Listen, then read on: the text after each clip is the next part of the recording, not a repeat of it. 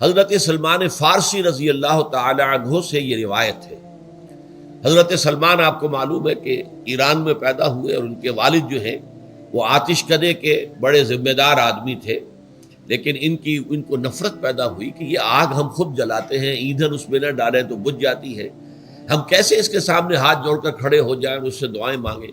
بہرحال اس بنا پر جو بھی چپقلش ہوئی، تو جیسے حضرت ابراہیم علیہ السلام کو ان کے والد نے گھر سے نکال دیا تھا، انہیں بھی گھر سے نکلنا پڑا۔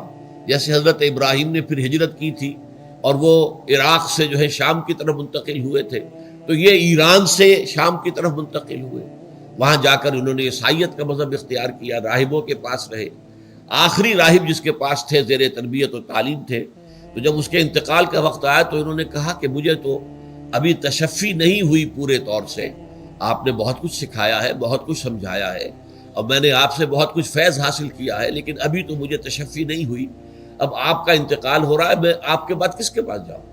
تب انہوں نے کہا کہ میرا علم مجھے بتاتا ہے کہ نبی آخر الزمان کا ظہور اب قریب ہے، اور وہ جنوب میں کھجوروں کی سرزمین میں ہوگا، تو تم جاؤ، ٹرائی یور لک، جاؤ دیکھو، شاید قسمت تمہیں ان کے قدموں میں پہنچا دے۔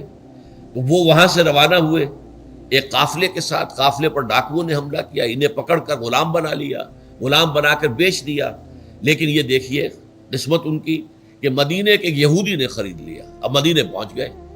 اب وہاں خبریں انہیں مل رہی ہیں کہ مکے میں کسی صاحب نے دعویٰ کیا ہے نبوت کا، لیکن ان کے پاؤں میں تو غلامی کی بیڑیاں، یہ مکے تو نہیں جا سکتے۔ تو میں کہا کرتا ہوں کہ یہ اس شخص کی قسمت ہے کہ جیسے ہم کہتے ہیں کہ پیاسا کنویں کے پاس جایا کرتا ہے، کنواں تو پیاسے کے پاس نہیں آتا، لیکن یہاں کیا ہوا، کنواں چل کر پیاسے کے پاس پہنچا ہے۔ محمد الرسول اللہ صلی اللہ علیہ وسلم ہجرت فرما کر مدینہ تشریف لے آئے۔ تب انہوں نے اپنے آقا سے ایک روز کچھ تھوڑی سی کھجوریں مانگی، لی اور اجازت طلب کی، اور جا کر حضور کی خدمت میں پیش کی، کیونکہ اس نے یہ بتایا تھا راہب نے کہ وہ ہدیہ تو قبول کر لیں گے، صدقات قبول نہیں کریں گے، صدقہ قبول نہیں کریں گے۔ تو اسی امتحان کے لیے جا کر حضور کی خدمت میں وہ کھجوریں پیش کی۔ حضور نے پوچھا کیا ہے؟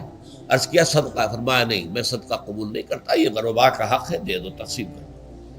پھر کچھ عرصے کے بعد پھر کچھ کھجوریں لی ہوں گی اپنے اس آقا سے، پھر پہنچے، پھر جب حضور نے پوچھا کیا ہے، عرض کیا کہ یہ ہدیہ، آپ نے فرمایا ہاں ٹھیک ہے، ہدیہ میں قبول کرتا ہوں۔ تو فوراً قدموں میں گر گئے، ایمان لے آئے۔